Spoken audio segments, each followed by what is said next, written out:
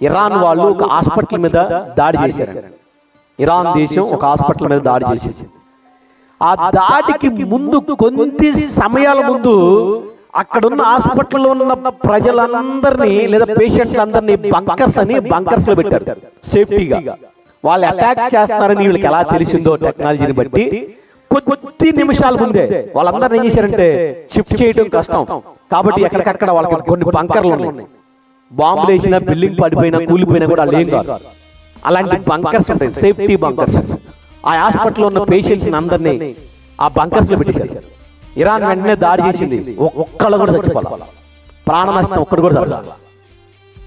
నేనేమంటానంటే ప్రపంచ దేశాలు యాకమైన కూడా ఇశ్రాయేల్ ప్రజలను కాపాడువాడు కునుకడు, నిద్రపోడు. ఎవడాడు?